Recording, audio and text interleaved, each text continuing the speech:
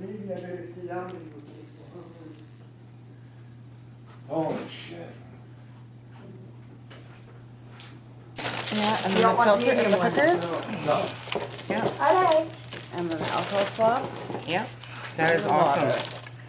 Yeah, And distilled 20 water. packs. So it's good. I didn't know, I was gonna grab you a box of 100, but. No, this is fine, because Yeah.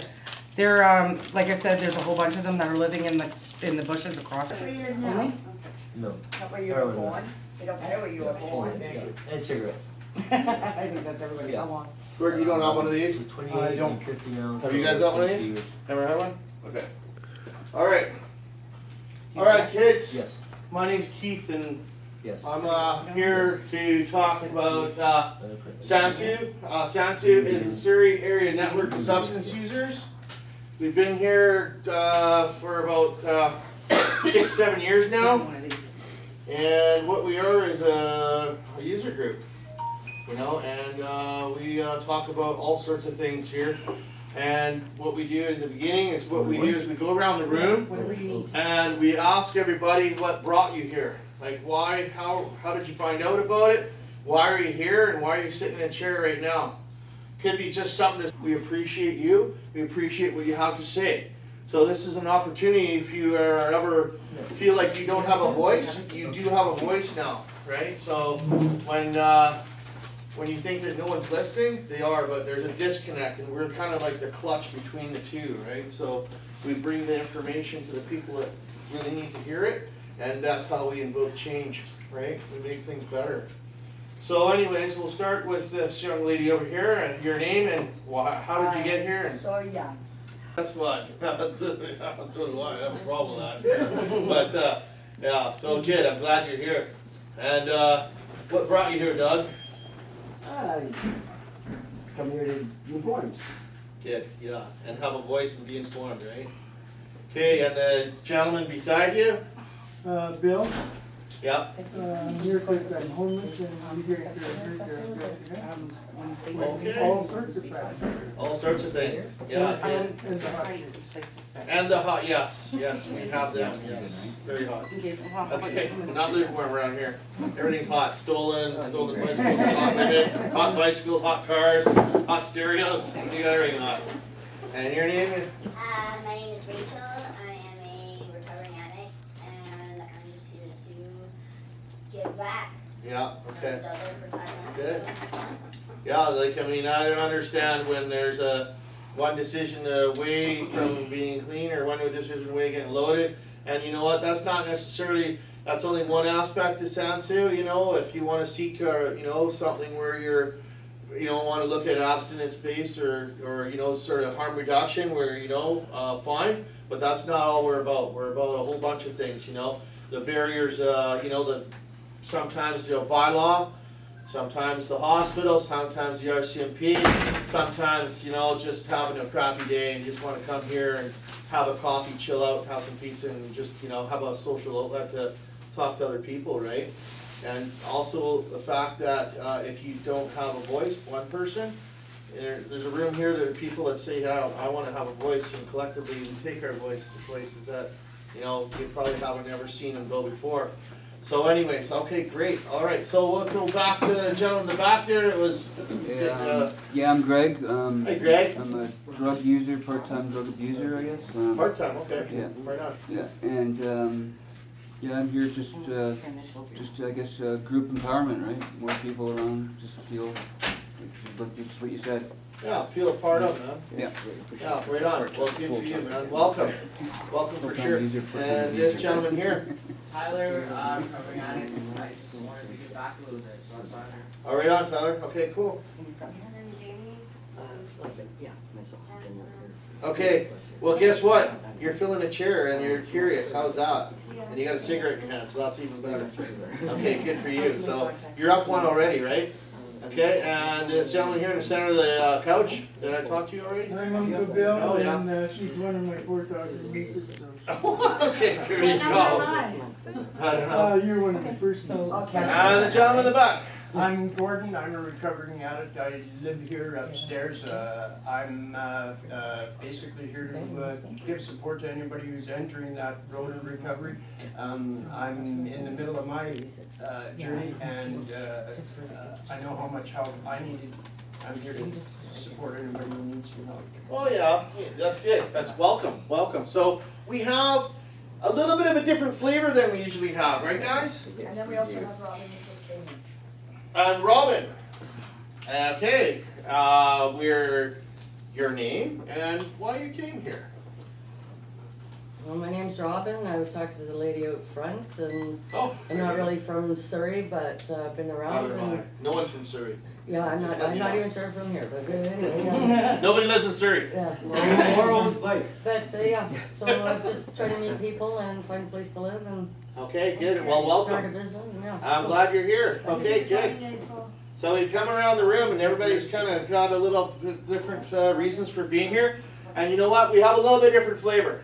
You know, we have a lot of people here that some I've invited and some have invited some other people. You know, that have walked the walked this road, right? Myself personally, and for the people who don't. So you have a group leader that's gone through the week and How many people are doing it at a time? you have to come see right now here, but then Farm I think is running. Farm and Dale. How many people are doing it per shift or whatever? Oh, we don't designate. What we do is you come here at 8 in the morning and you have to put your name down and they give you a 5-minute training. Yeah. And then they have a team leader. So the team leader goes out from Monday to Friday. And they're the ones that designate the area, but you'll have to stay with the team leader. You cannot go off by yourself. Okay, gotcha. Right? But it's usually around this area, like from here to Surrey Central, Holland Park, depending wherever they want you to go. Does it And then you matter come how back many you here. get? Like, is there a Quota? specific amount? Yeah. Like, No, there's no quota. Is there a But maximum number of with, people that are allowed to do it? You just gotta keep the count of your rigs No, and the area that you went, Okay. and that gets recorded into a book. We do And the have team leader certain, does that. we do have certain people that are saying yes, a phone and say, hey, we got rigs over here, and you know. Yeah, we got like 20 rigs, you'll get there'll be one. Yeah, and you have to search around to find Is it. there a maximum number of people that can do it? They only send out one person a day, and because we got such a good core of people right now, you can maybe get out once a month.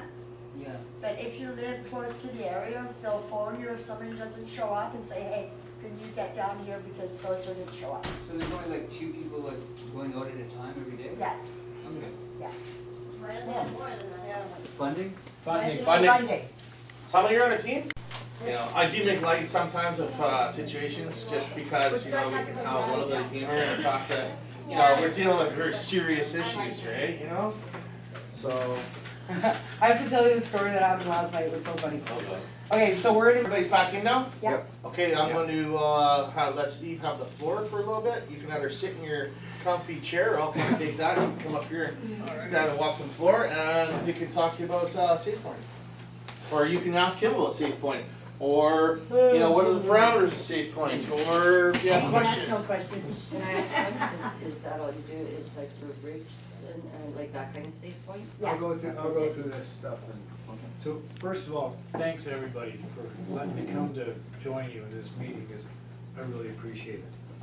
Now, you know, you guys know each other, you don't know me. I will give you a little bit of introduction, because what is somebody who spent 34 years working for Procter & Gamble and TELUS in marketing? That's what I did. What am I doing here? Because you give a shit. I give a shit, yeah. And a couple things that got me here. One is that TELUS retired me before I was ready. Anyway, I was holding out, you know, I did not want to quit, because if you quit, they don't have to give you a bag of money, right? If they retire you, they have to give you a bag of money. So I held out and held out. Finally, they couldn't stand me anymore.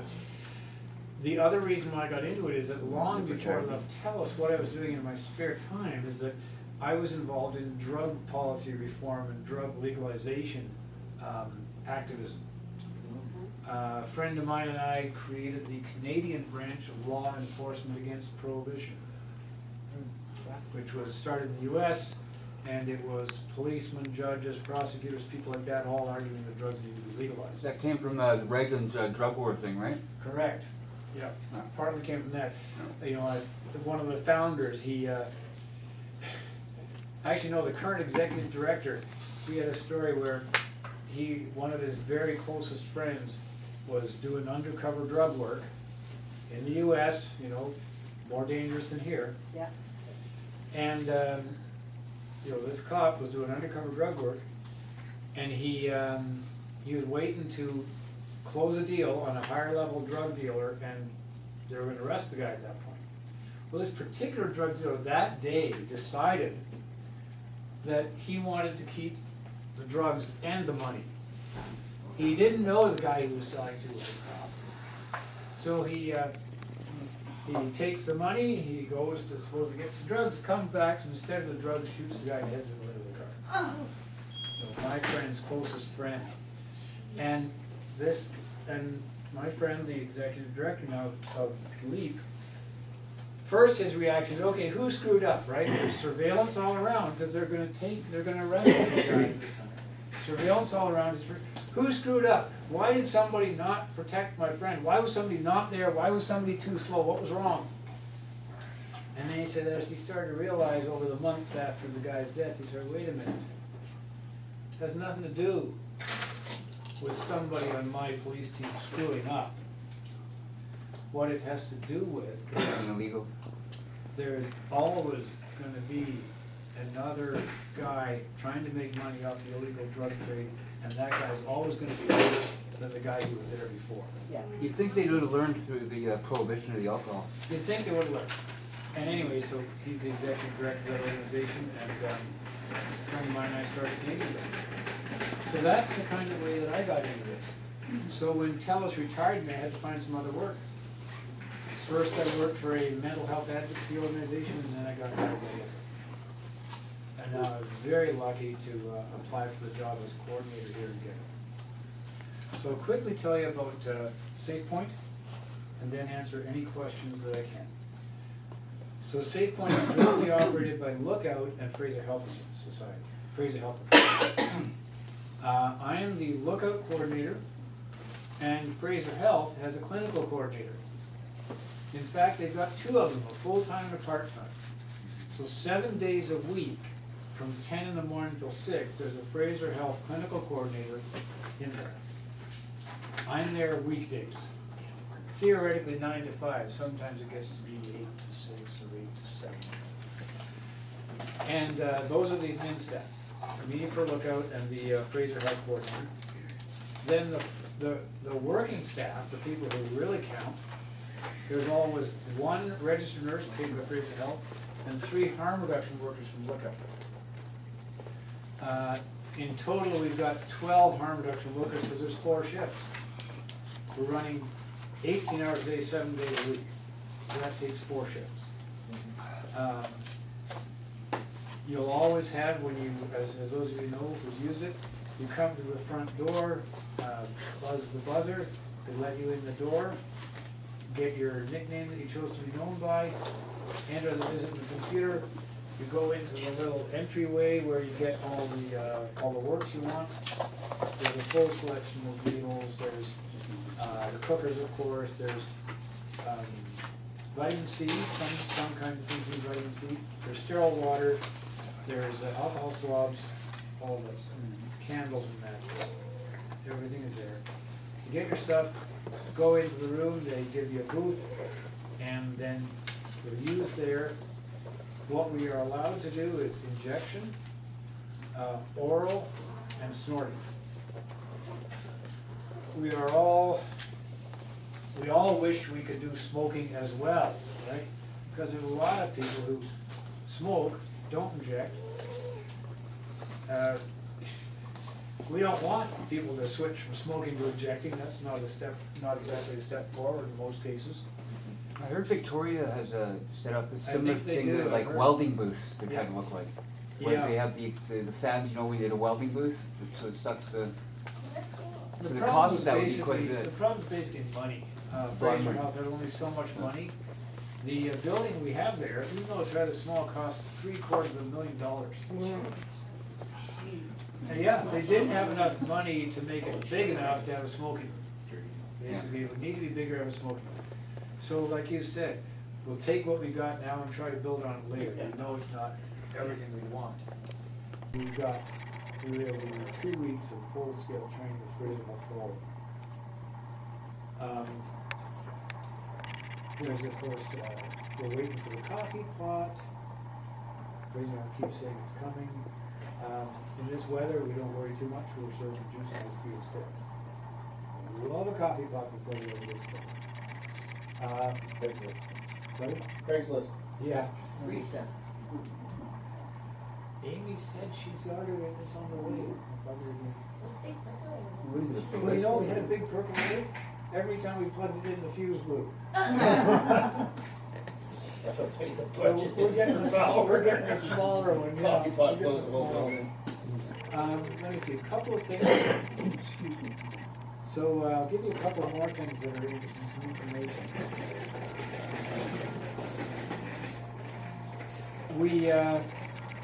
We learned from the RCMP guys here that before Safe Point opened, they were on average called out to 29 overdoses per week on the street.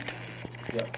Since we opened, they saw that number go down and down and down, and now they're doing 7 to 10 on the street. This is a big one. We're very happy with that. Yeah. We now get usually between 70 and 100 visits every day. How many? 70 to 100 visits every day. And you know, a lot of that is we see regularly come in 3 to 4 times a day. We're now up to 70 to 100 visits every day. When we get overdoses, here's a really interesting thing that I didn't expect, but what we're seeing now is that more than half of the overdoses on site, we don't actually have to use Narcan. More than half the overdoses we're able to deal with by the people talking and saying, hey, take a deep breath. Talking to them, wake up, okay. Or oxygen. We have oxygen.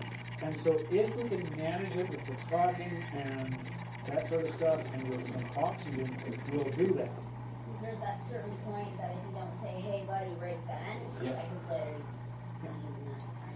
he's Yeah, but you know, we've discovered that roughly half the overdoses we don't have to use Narcan, and that's a good thing. Sometimes you say more than Narcan. Before there was Narcan, a lot of it I find is, you call it somebody going down, right? And you had to keep them walking on. You had to be right on them for a good half hour to 2 hours sometimes. Now with the Narcans around, people get lazy with the Narcans. Yeah. You know what I mean? Now, I'm wondering if that can cause people to become immune to it. I mean, there's something that your tolerance goes up with Narcan, can it? I've never heard it, I don't know, I have to ask, but I've never heard of tolerance going up. What I do know is that if somebody's using some kind of mixture of drugs, the Narcan will deal with the opium part of it, but it won't deal with anything else. Yeah. So for instance, somebody happens to have a combination of heroin and a stimulant of some kind, and they have a sort of overdose, Narcan will deal with the heroin, but then what if you're now left with a stimulant overdose? Yeah. You know, this is not great for anybody. Yeah, so because the opiate would probably counteract the stimulant, and then the stimulant would come on way stronger because the Narcan's, yeah. Exactly, so that's another reason we're being a little cautious and not in too big of a hurry. You guys have a defibrillator there? Sorry? You guys got a defibrillator on hand there? There's a defib, there is, yeah. Oh, and there's also wound care supplies. Many people get wound care. they also just increase the dose and The guidelines, the official guidelines are still 0.4. okay. Yeah. I thought, okay. In some places, they will use 0.8 on the first one. How come the police officers are different than ours, like that we get? Their dosages are higher. Yeah. I do not know, I don't know what the police policy is. Did you know that again, if you got a Narcan kit on you and you walk past somebody who is overdosing, the cops can charge you? I had not heard of that. That's- Charge you what? Manslaughter, No, misdemeanor? it's neglect. Failing to provide medical help. I don't know if that would apply, you're not a Yeah. doctor, and I kinda doubt that. You're not a I doctor, think Canada's law, It's a good Samaritan. yeah, Good Samaritan law is the other way law. around. The Good Samaritan law is that if you do use Narcan, you can't be arrested. Yeah, That's right. that's right. Yeah. 'Cause you've done diligence to save a person's life. Now, I know if you have your first aid ticket and you have an naloxone kit and you don't help that person that's ODing, you can get your fine and your ticket revoked. That's it, so if you have that first aid ticket, it's different, you've got a There's a responsibility. lot of gray area there. Okay. We got a few other, go ahead, Steve, we gotta kind of put a wrap on So this a then, little bit. last thing I mentioned, somebody asked how we're evaluated, and Yeah, I'll answer I your did. questions. So how we're evaluated, not number of drug users, and there's two reasons for that. One is, how do you get a real accurate count? Yes. And the other is, even if you did have an accurate count, what part of any changes in that comes from this one building? Yeah. With no way of knowing. Yeah. So what we're gonna be evaluated on is a couple things. We're gonna be evaluated on, is there less discarded rigs lying around in the community? Okay. One of the things that's supposed to happen when we're there is the discarded rigs are in our sharps containers. So that's one thing we can measure us on, is there less rigs out in the community. Another thing, is there less people using in public out in the community? Using in the site instead of out in the street. That's the other thing we're evaluating. So they'll ask local business people, stuff like that, if they see people using drugs more or less? Yeah, exactly. Or if there's less reports that are going to the police, stuff like that? Yeah. Okay. Another thing we're evaluated on is how good are we at referring people to medical care, treatment, detox, whatever they need. We're gonna evaluate us on that. And now, although this wasn't one of the official ones, I know that the RCMP guys are just so happy that they're getting less overdoses. So they like that. Paramedics must like it too. Well, yeah, they like it. I don't know. It's not really their job. Paramedics are a strange breed. Oh, aren't they? I can tell you that. Yeah, I get it. I believe that they should, I believe they should like less overdoses, I agree, but you know, you get one or two who sort of like to be heroes. Yeah, We'd they're rather- usually the We'd newbies. rather just do it quietly and you'll deal with it. Okay, so if the Some more police questions. get to an overdose before the paramedics, how come we never see them give anybody naloxone? The police? Yeah. Yeah, that's true. Like you just see him shaking them or Yeah. punching them in the face. No, that's not true. I watched a police officer administering some kind of aid, and it injects it into the guy's nose. Yeah, That's the spray. that's the That's nasal. the Narcan spray. Yeah. And if the police are not doing it right away, my guess is these officers are experienced enough to know some of them don't have to do Narcan right away. Yeah, they're They may waiting. have learned the same thing we learned. They're far less trained, they're a first responder, so a level 2 OFA first aid versus a paramedic. Paramedic Who's is got way more, and way more. depending on the time that they expect the ambulance to arrive will determine whether they're gonna go into action or whether they're gonna wait for a response.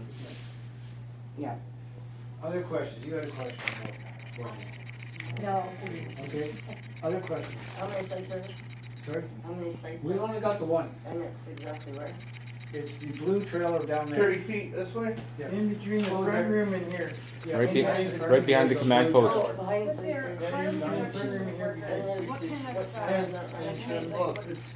I heard, 7 till 1. One morning till 1 o'clock. And something somebody, like it. Yeah, there is, look out, there's a whole requirement, but yeah. somebody told me that they're going to be putting up some sort of blinders along the chain link fence down that, to the walkway towards it. Yeah, those infamous,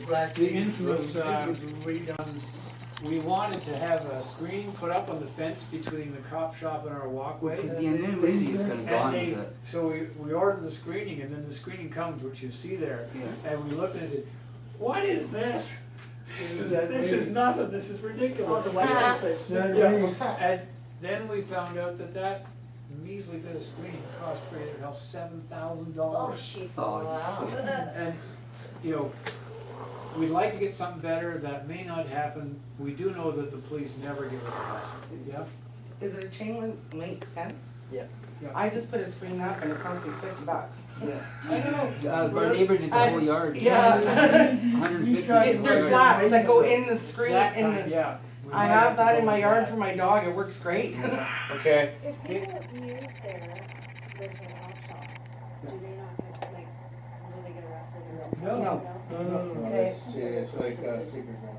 Now you say the screening's only that big, is there a way, like, if there's, if we do crafts, the women's crafts here or whatever, that we could, make screening with designs to go on down? Well, let's investigate that. We have to find some kind of weatherproof material, right? Okay. Anything else? Yeah, that was good. We're good? Talk to Steve offline about screening. Yeah. We got a few I other like things the we're idea talking of about. find better material, yeah. And piers. Yeah, he's gotta get back up in the room. And piers, yeah, and that's another thing, we wanna get started with some piers, either stipend or volunteers. Hopefully next week, Lisa and I wanna start planning that. This week, we've actually got trainees from downtown come, at our place to learn. I'm Okay. interested in Thank flying you. out there. Thank you. I'm always Thank you, available. Steve. Thanks, We haven't given you cards yet. But you have an email address, right? Yeah, I'll Scribble up my book or put it on the board there. Because I will, Or at lookout.ca or lookoutsociety.ca. There you go. That's how you get a hold of Steve. thanks very much, guys, I really appreciate it. Okay, round of applause for Steve, everybody. Steve, thanks for coming. Thank you, Keith. We'll see you again, I'm sure. Yeah, that was big. Look at that. Jamie didn't come It's a back. great drop in overdoses. Yeah, 75%. Yeah, That's you what know, I did the numbers. you know how many people from out there are 28 like, to yeah, 7? I'm gonna increase my usage because they're right over there, they'll help me. If I overdose, it'll be fine, the cops are right there. Yeah, okay, all right, so that's that one, okay, so moving along. Number two, spikes on bikes, okay, so this program here is something that, an organization downtown, a couple of them actually started this up, and I'm going, I read the article, because I'm connected to a few different, harm reduction, organizations, and, I said, you know what, why can't we do it out here in Fraser Health, right? I mean, they're doing spikes on bikes for 8 square blocks. Hello. I mean, just from my place to here is 40 minutes in a car doing 160. I live in Chilliwack. Okay. Okay, so spikes on bikes. Okay, so what we do is we get a bunch of peers. You give them a backpack full of harm reduction materials, spikes, cookers, whatever. You go around to all different places in a grid, just like reverse a rig dig. Yeah. Okay? So rig dig, you go clean up the shit. Yeah. Spikes on bikes, you go hand out the shit. Okay? Or stop. Pardon me. Hand out rig boxes too, right? Rig, yeah, collection boxes. Okay, so you get Exhibit A, a backpack. You get Exhibit B, a bicycle, right? All I like right. how you say exhibit. Exhibit. Now the bike is, I'll show you where the bike is. Hold on a second. It's next door. Here's your bike.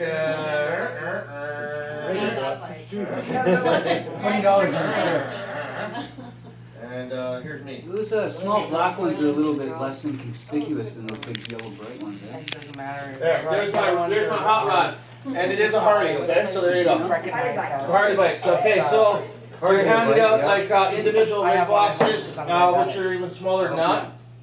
Which are, they look like this.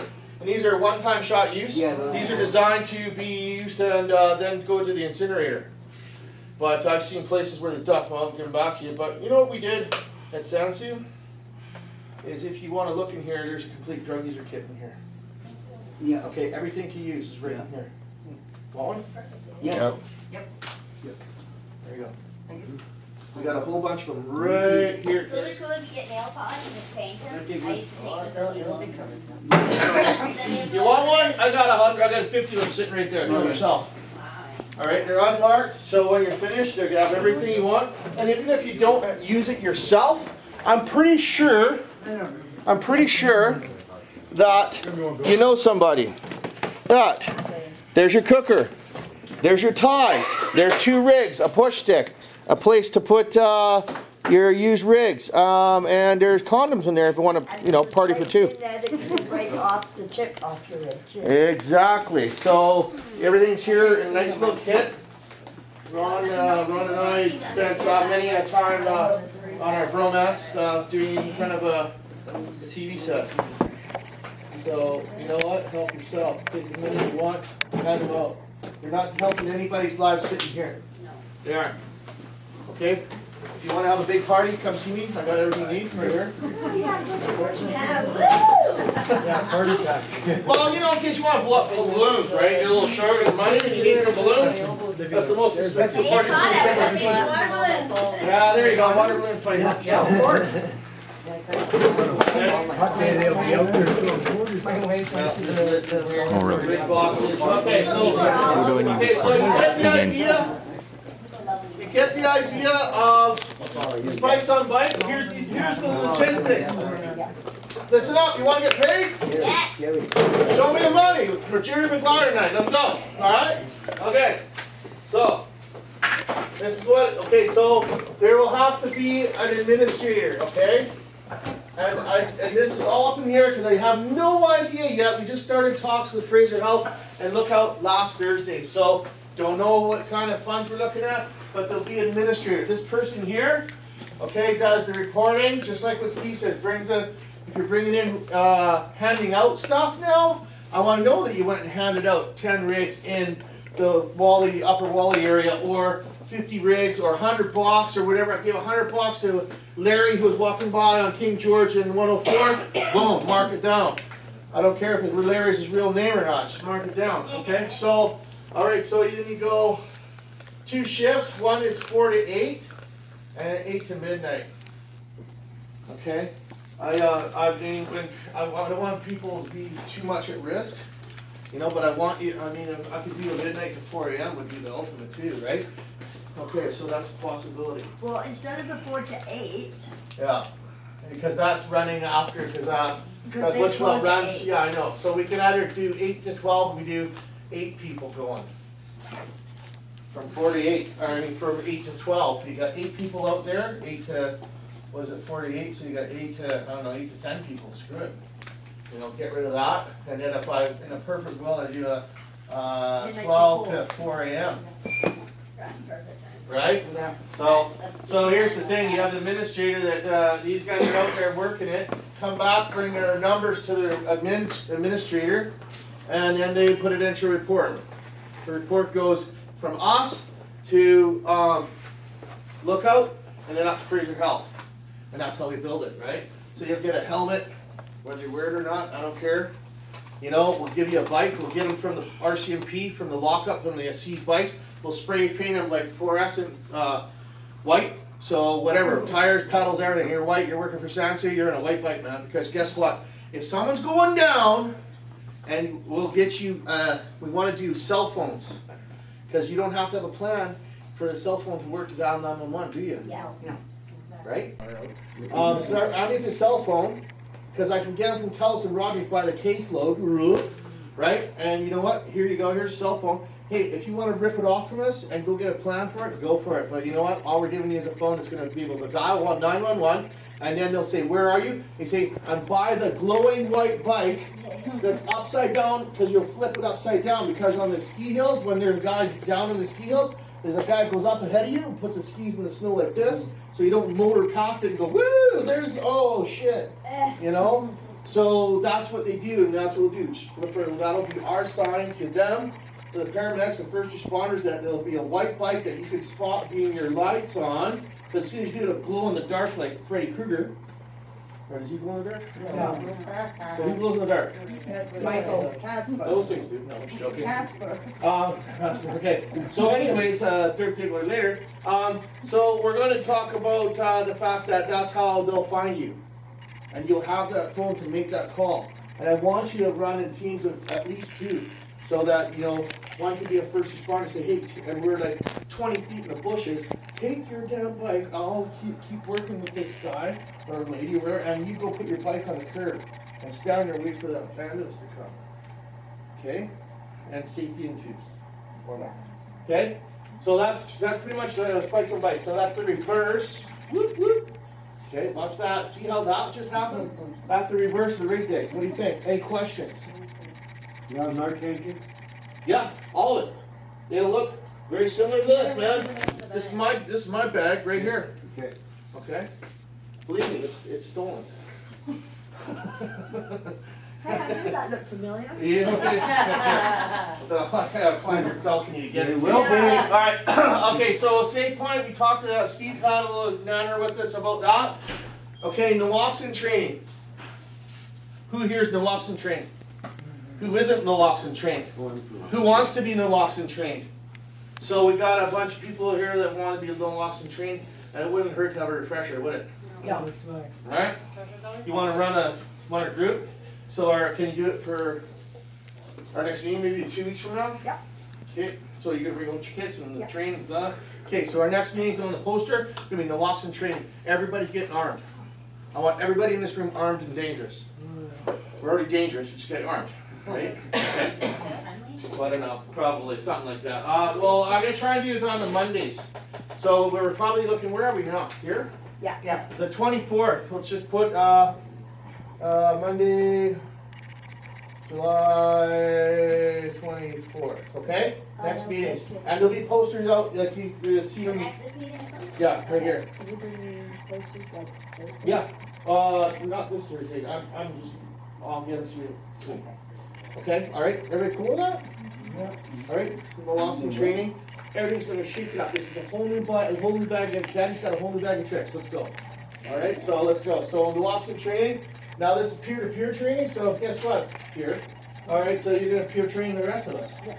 Okay. And I get to kick my heels up in the back room for once. Actually, more than once, but you know that's what I'd like to be. Is I want you guys up here. I want you guys running little segments. I want you to run segues. I want you to go up and tell me stuff about what's going on. You know, I could go on forever, but we're going to be here all night because that's not the idea. Okay, so naloxone training. What's about the schools? Oh, okay. Almost. Just caught me. Okay, so you know, people go into the schools and talk about recovery or this and that.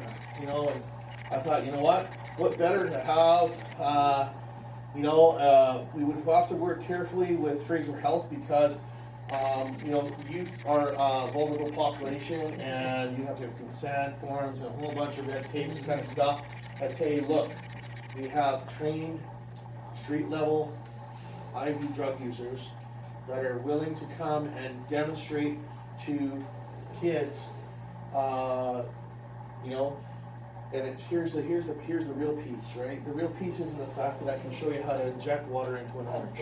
Okay? It's the fact that they get to see a real live, entrenched street IV drug use. Okay? You know, and guess what? They're not going to be giving a shit about you. Hey man, like, how was your life? Or your life and stuff, right? And if you're okay with sharing a little bit of that, you know, and say, hey, look, you know, this is where so as you're doing this, this is where, you know, I had some traumas in my life or whatever it was. For whatever reason, I really liked it when I was your age, and I took a turn, and here I am now, and I'm 50, and I'm living on the street, and this is where I'm at, right? So, you know, yeah, we're done. Yeah, what's 9 o'clock? You got a date? Okay, good. Okay. Did you know? There you go, man.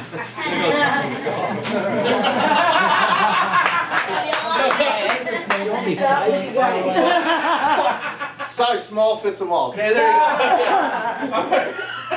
So this is something I want to cook up because here's the thing: you got rig dig, you got bikes on spikes, you got naloxone training, right? And then I thought, you know what, there's more we can do. There's more outreach. We gotta get to the youth, to the next generation.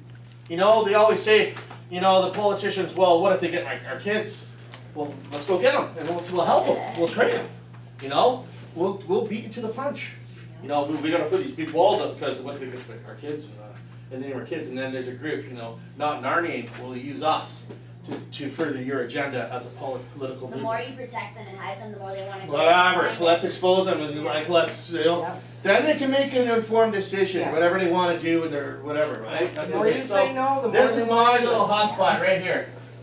The transformation be from fear to respect, it'll make a big difference on your education. And it puts a name to a face to It's dehumanizing a face to a problem. Like, you know, like, man, last Thursday, I kid you not, I come here every Thursday for an NA meeting.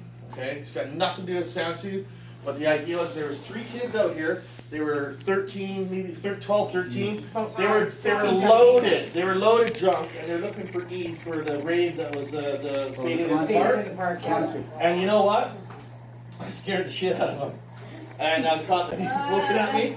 So he comes up and he says, dude, you know this is freaking NA meeting. These guys are fucking looking for dope that they really shouldn't be here. And when, you know, the barbs of the street pull you in, it's hard to leave. It's hard to leave. And they had a chance, and I said, you know, I was going to punt them as far as I could. I really could, but I didn't have a gun. So, anyways, so I had the cops. They went down the street, flicked on the lights, the sign, the whole 9 yards, like, you know, oh, you're doing it. And the wrath of mom and dad will probably straighten them out or whatever they're doing, or maybe I don't know. But you know what? That's what happened. Yeah. So, anyways, okay, all right. So the last part, Fraser Health. Okay, and not last but not least, I mean, Fraser Health is, like I said at the beginning of the meeting, you know, they came to us, and the first thing out of their mouth was from the director of clinical operations, we apologize for the way we engaged you in the past. And I said, look, you know, we're good. You know, let's move forward. Okay, so clean slate. Let's go together. Let's not waste any time throwing pot shots, and let's move forward. Anna? Are you going to be able to have a platform so that other areas in the province will be able to have a jumping off point? No. Next question. Needs to be educated on this too. Yes, we can. There is a platform in place that we have that we can definitely help you roll it out. Yeah. I'll definitely take a trip up to the north to see you and help you with the Northern Health. Okay. Sounds good. I'll bring me and my entourage. I have an entourage now. Jeff? And Karen. She goes where I go. Really? Are you going to Doug's later? Okay, so, any questions or concerns? So is this meeting only every 2 weeks? Yeah, right now it is. It's funding permit. We're gonna try, other thing is that we're trying to get funding up to the point where we can do it once a week. It used to be just once a month. Yeah, but that was all leaned out because of funding. We haven't funding. Okay, so it's a customary, hey, everybody, at the end of the SANSU meeting, at the end of the SANSU meeting, it's our custom that we remove our hats and stand up and we give a moment of silence for people that gave the ultimate sacrifice and gave their lives. So at this moment, you know, when we're silent, you know, don't be afraid to, you know, to shout out people's names that you know that have succumbed to. Good man. Well, Jesse. Car. David Simmons.